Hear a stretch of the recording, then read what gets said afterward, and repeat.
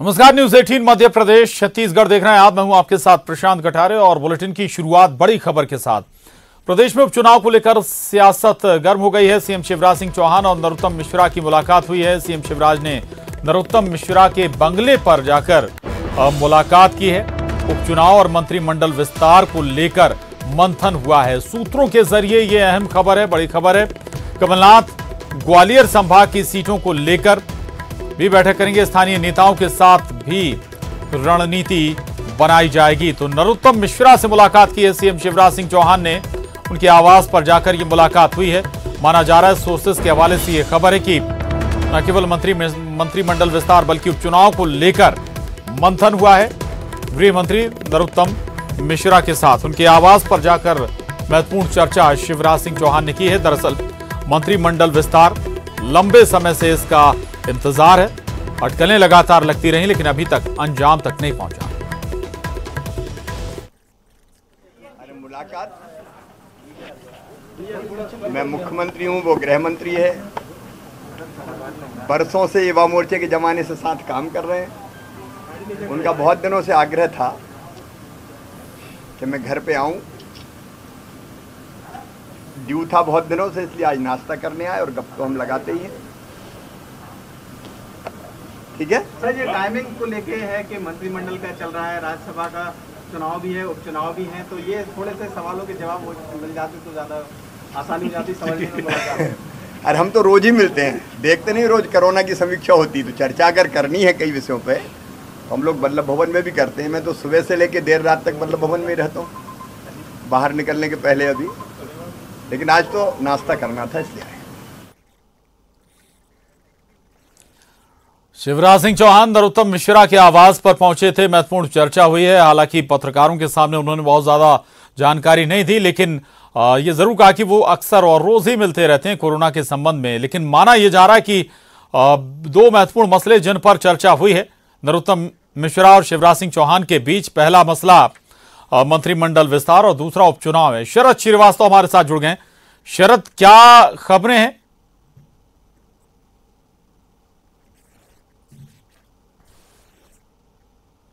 हाँ बिल्कुल, देखिए प्रशांत, ये करीब आधा घंटे तक ये मुलाकात चली है और ख़ास बात ये थी कि मुख्यमंत्री शिवराज सिंह चौहान खुद गृह मंत्री नरोत्तम मिश्रा के बंगले पहुंचे हुए थे और अचानक उनका ये पहुंचना हुआ है। देखिए, इस मुलाकात के वैसे तो कई मायने निकाले जा रहे हैं, लेकिन जैसा कि आपने कहा भी और मुख्यमंत्री शिवराज सिंह चौहान भी ये कह रहे थे कि दरअसल उनकी चाय जो है वो ड्यू थी। वो केवल चाय पीने के लिए आए थे और कोई राजनीतिक चर्चा हुई नहीं है। और अगर राजनीतिक चर्चा होनी भी होती तो फिर वो मंत्रालय में हो सकती है। उसके लिए किसी तरीके से घर पर तो आमतौर पर चाय वाली चर्चा ही होती हैं, तो ये उन्होंने कही है। लेकिन निश्चित ही इस मुलाकात के जो मायने हैं वो निकाले जा रहे हैं और वो मायने इसलिए भी निकाले जा रहे हैं क्योंकि दरअसल ये जो वक्त है वो मंत्रिमंडल विस्तार की अटकलें चल रही हैं, राज्यसभा का चुनाव भी होना है और फिर आने वाले दिनों में 24 सीटों का जो उपचुनाव है वो भी होना है। तो इन सारे मुद्दों को भी जोड़कर इस मुलाकात को देखा जा रहा है। अब देखना है कि आखिरकार क्या कुछ और छनकर निकल के आता है इस बैठक के बारे में। जी बिल्कुल बिल्कुल। शरद, नरोत्तम मिश्रा से चर्चा के पीछे की वजह क्या है? या तो फिर वो चूंकि दतिया या फिर ग्वालियर चंबल क्षेत्र वहां पर वो खुद सक्रिय हैं। दूसरी बात ये, पिछला जब सत्ता परिवर्तन हुआ तब बड़े रणनीतिकार खुद नरोत्तम मिश्रा रहे। उनकी अहमियत ऐसा माने हम कि बाकी लोगों के मुकाबले कहीं ज्यादा इस सरकार में है, उनसे चर्चाएं ज्यादा महत्वपूर्ण हैं शिवराज सिंह चौहान के लिए।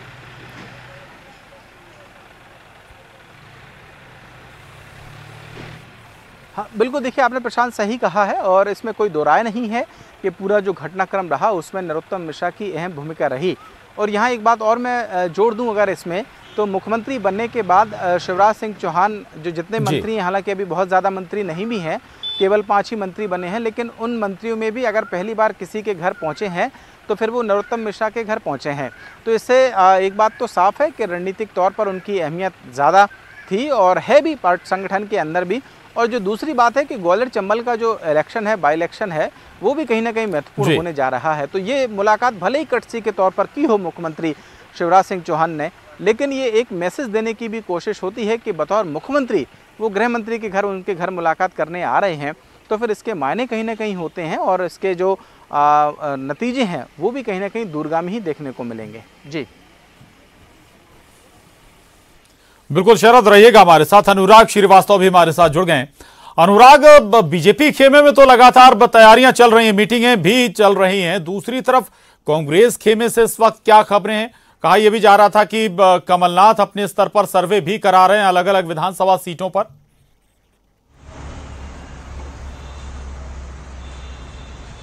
देखिए प्रशांत, कांग्रेस का फोकस सबसे ज्यादा ग्वालियर चंबल इलाके की उन 16 सीटों पर है जहां पर उपचुनाव होना है और इसी को लेकर लगातार मंथन और रणनीति बनाने का काम जारी है। आज भी ग्वालियर के 2 विधानसभा सीट डबरा और भांडेर को लेकर कमलनाथ ने बैठक बुलाई है। इसमें स्थानीय नेताओं को भी बुलाया गया और खबर इस बात को भी लेकर है कि पूर्व मंत्री बालेंद्र शुक्ला की घर वापसी हो सकती है। वो कांग्रेस की प्राथमिक सदस्यता फिर से ले सकते हैं। आज दोपहर 12 बजे कार्यक्रम हो सकता है। बालेंद्र शुक्ल वो हैं जो कि माधवराव सिंधिया के सबसे करीबी जो है मित्रों में से एक थे। वो पूर्व मंत्री भी रह चुके हैं और अब बीते कुछ समय से वो बीजेपी का दामन थाम चुके थे और अब खबर इस बात को लेकर आ रही है कि बालेंद्र शुक्ला कांग्रेस का दामन थाम सकते हैं। आज 2 अहम बैठकें कमलनाथ ने बुलाई हैं जिसमें भांडेर और डबरा विधानसभा सीटों को लेकर मंथन किया जाएगा। प्रशांत, एक जो सबसे बड़ी बात है कि कमलनाथ का फोकस ग्वालियर चंबल इलाके की सीटों पर सबसे ज्यादा और बीते कुछ दिनों में लगातार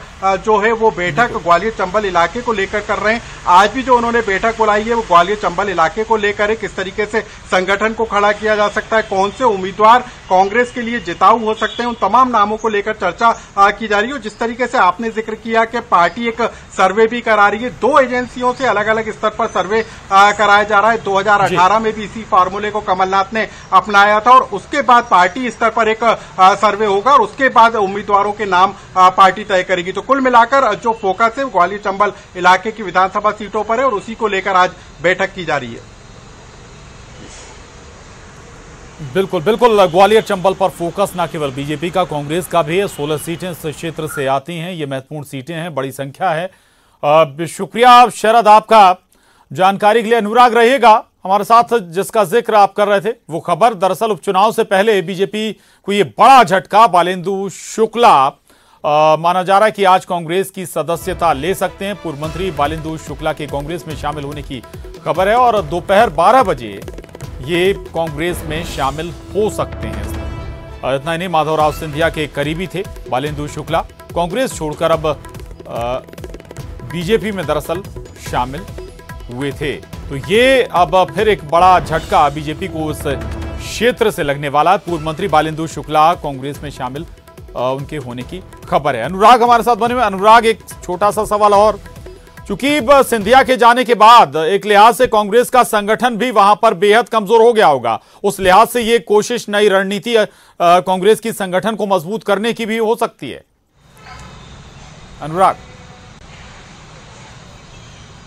बिल्कुल प्रशांत, देखिए कांग्रेस उन तमाम चेहरों पर फोकस कर रही है जो कभी कांग्रेस के बड़ा चेहरा हुआ करते थे लेकिन वो बीते समय से बीजेपी में चले गए थे और अब उनकी घर वापसी को लेकर कांग्रेस पार्टी सक्रिय है, उनके नेता सक्रिय। प्रेमचंद गुड्डू की पहले घर वापसी कराई गई, अब बालेंद्र शुक्ला का नाम निकल कर आ रहा है और बालेंद्र शुक्ल एक बड़ा नाम ग्वालियर इलाके में आता है क्योंकि वो माधवराव सिंधिया के करीबी बताए जाते थे और उनके आने से कहीं ना कहीं कांग्रेस पार्टी मजबूत होगी। पूर्व मंत्री रह चुके हैं, बीजेपी में भी वो आयोग की जिम्मेदारी संभाल चुके हैं लेकिन बीते कुछ समय से वो बीजेपी पार्टी के अंदर हाशिए पे चले गए थे और खबर इस बात को लेकर है कि आज जो बैठक होने वाली है उसी दौरान बालेंद्र शुक्ला कांग्रेस की सदस्यता ले सकते हैं। इसके लिए वो भोपाल पहुंच चुके हैं। इसमें एक बड़ा रोल कार्यकारी जो अध्यक्ष हैं रामनिवास रावत, उनका बताया जा रहा है क्योंकि रामनिवास रावत ज्योतिरादित्य सिंधिया के करीबी थे लेकिन अभी वो प्रदेश कांग्रेस कमेटी में कार्यकारी अध्यक्ष और ग्वालियर चंबल इलाके में कांग्रेस पार्टी की कमान संभाले हैं। तो किस तरीके से कौन कौन से असंतुष्ट नेता हैं बीजेपी के, उन पर कांग्रेस की नजर है और उसी के तहत आज बालेंद्र शुक्ला के भी कांग्रेस पार्टी में वापस आने की खबर है। बिल्कुल रहिएगा। अनुराग, सुशील हमारे साथ ग्वालियर से जुड़ रहे हैं। सुशील, ये बड़ा उलटफेर होने जा रहा है, बालेंद्र शुक्ला बीजेपी से कांग्रेस में जा रहे हैं। अनुराग बता रहे हैं कि इसमें बड़ी भूमिका रामनिवास रावत ने बनाई है और शायद वही एक बड़े सूत्रधार इस पूरे सियासी उलटफेर के रहे हैं। स्वाभाविक है कि और भी चेहरों पर नजर होगी अब कांग्रेस की संचल में।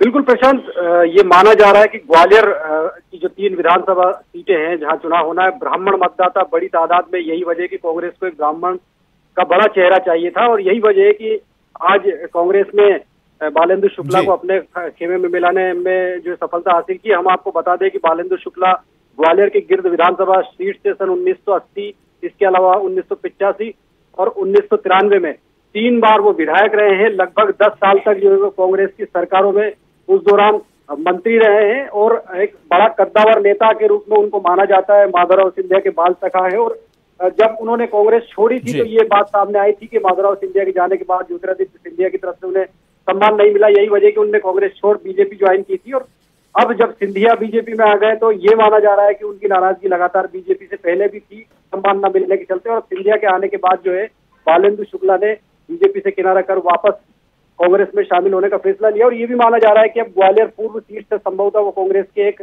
कद्दावर उम्मीदवार मुन्नालाल गोयल के सामने हो सकते हैं। बिल्कुल बिल्कुल, यानी कि संभावित उम्मीदवार भी हैं बालेंदु शुक्ल। शुक्रिया इस पूरी जानकारी के लिए सुशील। अनुराग, आपका भी बहुत धन्यवाद।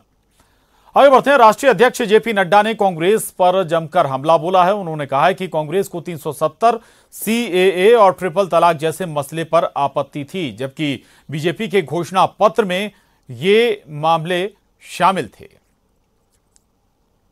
जब आप 370 हटाते हैं, अमित शाह पार्लियामेंट में प्रस्ताव लेकर आए, उन्होंने बोला कि सर्वदलीय बैठक नहीं बुलाई।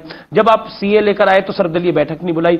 आखिरकार कांग्रेस को लगता है कि आप जो अपने मैनिफेस्टो में आपने लिखा उसको पहले साल में सब निपटाते चल रहे हैं। तो कांग्रेस की समस्या यह है कि आप लोग उनके साथ डिस्कस नहीं करते। ये 303 का मैंडेट भारत की जनता ने दिया है ना, 130 करोड़ जनता ने दिया है ना जी। तो हमारे को कहा है ना कि इस काम को पूरा करना है और हमने जग जाहिर करके किया है ना, हमने सबको बता करके किया है ना। इसमें डिस्कस करने के लिए क्या चीज रह गई थी?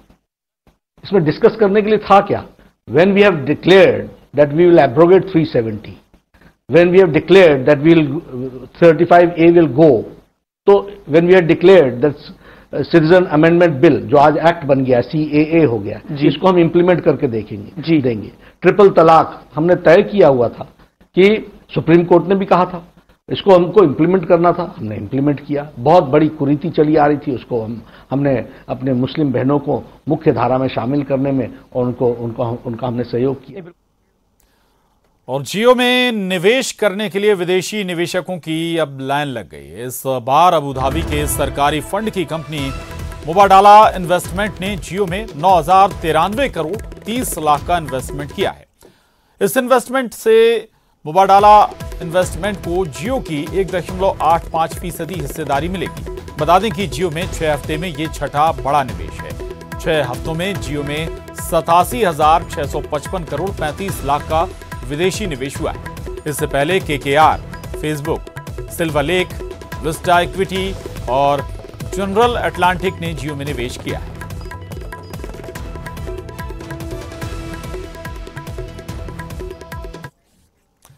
और यहां वक्त एक छोटे से ब्रेक का है, फौरन लौटते हैं।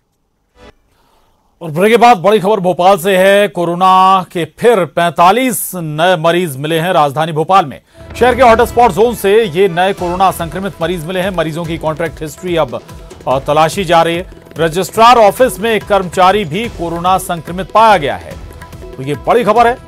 45 नए कोरोना संक्रमित मामले राजधानी भोपाल में सामने आए हैं। ये सिलसिला खत्म नहीं हो रहा, टूट नहीं रहा ये सिलसिला। पूजा माथुर हमारे साथ जुड़ गई हैं और जानकारी के साथ। पूजा, 45 ये नए मामले कहां से, किन हॉटस्पॉट से? देखिए प्रशांत, लगातार कोरोना संक्रमण के मामले बढ़ते ही जा रहे हैं। शहर में हॉटस्पॉट के साथ साथ अब नए क्षेत्र भी शामिल हो चुके हैं जहां से संक्रमित मरीज मिल रहे हैं। इसके पीछे का अगर कारण देखा जाए तो ये कि अभी तक अनलॉक फेज 1 की शुरुआत हो चुकी है। इससे पहले लॉकडाउन चल रहा था। लॉकडाउन में उन्हीं शहर से संक्रमण की चेन निकलती हुई आ रही थी जो पहले से ही संक्रमित है। या तो कंटेनमेंट क्षेत्र की बात करें या फिर हॉटस्पॉट जोन की बात करें, जो भी वायरस या इन्फेक्शन फैल रहा था वो उन्हीं क्षेत्रों में फैल करके समिटता हुआ दिखाई दे रहा था। ये वजह थी कि बीते सप्ताह तक हॉटस्पॉट जोनों से संक्रमित मरीज लगातार निकल करके सामने आ रहे थे। लेकिन अब जिस तरीके से अनलॉक फेज 1 की बात अनलॉक फेज 1 शुरू हो चुका है और उसकी बात करते हैं तो लोगों को थोड़ी बहुत छूट मिल गई है, जिसका कहीं ना कहीं देखिए कि लोगों को ही खामियाजा भुगतना पड़ रहा है। तमाम गाइडलाइंस जारी कर दी गई हैं, तमाम प्रशासन निर्देश दे चुका है कि सतर्कता बरतनी चाहिए, सावधानी बरतनी चाहिए, लेकिन फिर भी कहीं ना कहीं लोगों में इसका सही तरीके से मैसेज शायद पहुंच नहीं पाया है या सही तरीके से वो पालन नहीं कर रहे हैं, जिसकी वजह से कोरोना संक्रमण के मामले लगातार बढ़ते ही जा रहे हैं और लोगों को भी अब इस मामले पर गंभीर होना पड़ेगा, क्योंकि सरकार ने छूट जरूर दे दी है, लेकिन इसका ये मतलब नहीं है कि लोग गाइडलाइन का पालन ना करें।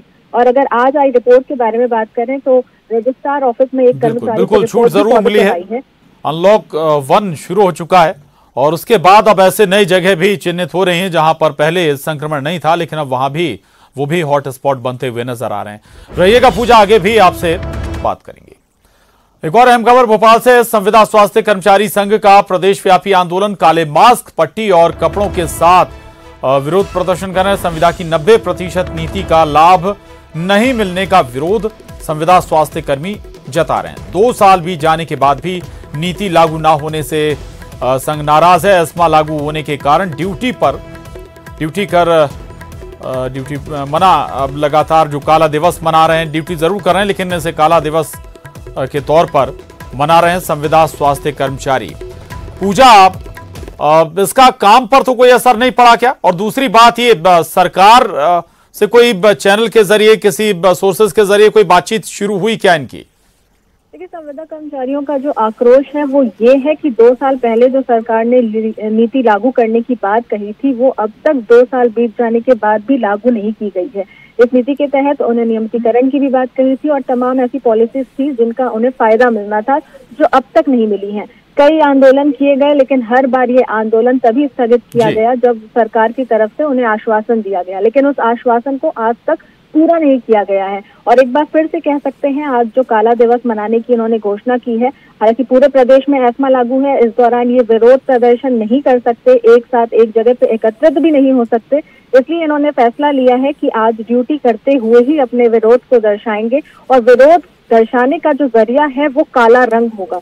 इनका साफ तौर पर जो मास्क है, जो टोपी है, जो कपड़े हैं, जो पट्टी है, वो काले रंग की है, ताकि एक सरकार तक मैसेज। बिल्कुल, अपना विरोध जरूर दर्ज करा रहे हैं ये संविदा स्वास्थ्य कर्मी। 2 साल पहले इनके लिए जो नीति, जिसका वादा किया गया था, वो अभी तक पूरा हुआ नहीं और यही इनकी नाराजगी की सबसे बड़ी वजह जरूर है। हालांकि काम कर रहे हैं लेकिन विरोध के साथ। शुक्रिया पूजा आपका इस जानकारी के लिए।